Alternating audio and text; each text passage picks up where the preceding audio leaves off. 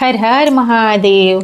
सबसे पहले देव के देव महादेव के चरणों में प्रणाम, मैया भवानी के चरणों में प्रणाम। आज मैं अपने चैनल पर जो भजन लेकर आई हूँ,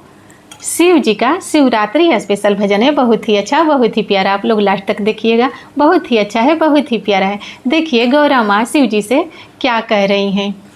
बहुत गुस्सा होकर बोल रही हैं। बैल न चराई बे भूला, बैल न चराई बे भूला, तोहरो बैल मर खावा, बैल न चराई बे भूला,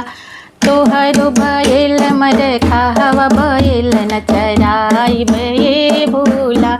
बैल न चराई बे भूला, बैल न चराई बे भूला, तोहर बैल मर खावा, बैल न चराई बे भूला, तोहर बैल मर खावा, बैल न चराई बे भूला, तोहर बैलवा के बड़ी बड़ी अखिया, तोहर बैलवा के बड़ी बड़ी अखिया, बड़ी बड़ी अखिया हो, बड़ी बड़ी अखिया, बड़ी बड़ी अखिया हो, बड़ी बड़ी अखिया, अखिया देखा के डरवावे, बैल न चराई बे भूला, अखिया देखा के डरवावे, बैल न चराई बे भूला, तोहर बैल मर खावा, बैल न चराई बे भूला, तोहर बैलवा के लंबी लंबी सिंहवा, तोहर बैलवा के बड़ी बड़ी सिंहवा, बड़ी बड़ी सिंहवा हो, लंबी लंबी सिंहवा, घूरी घूरी सिंहवा देखावे, बैल न चराई बे भूला, घूरी घूरी सिंहवा देखावे, बैल न चराई बे भूला, तोहर बैल मर खावा, बैल न चराई बे भूला, बैल न चराई बे भूला, बैल न चराई बे भूला,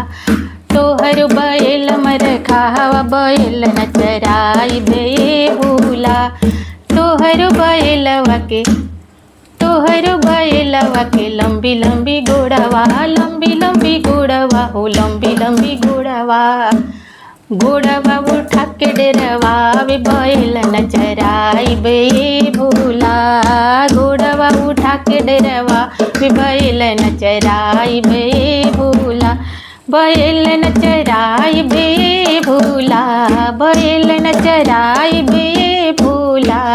तोहर बैल मर खावा, बैल न चराई बे भूला, तोहर बैल मर खावा, बैल न चराई बे भूला, तोहर बैलवा के लंबी लंबी पूछिया, तोहर बैलवा के लंबी लंबी पूछिया, लंबी लंबी पूछिया हो, लंबी लंबी पूछिया, लंबी लंबी पूछिया हो, लंबी लंबी पूछिया, पूछिया हिला के डरवावी, बैल न चराई बे भूला, पूछिया देखा के डरवावी, बैल न चराई बे भूला, बैल न चराई बे भूला, बैल न चराई बे भूला, तोहर बैल मर खावा, बैल न चराई बे भूला, तोहर बैल मर खावा, बैल न चराई बे भूला। अगर मेरा ये भजन आप लोग को अच्छा लगा होगा तो कमेंट में हर हर महादेव जरूर लिखिएगा। फिर मिलती हूँ अगले वीडियो में अगले भजन के साथ। तब तक मेरी तरफ से आप सबको हर हर महादेव।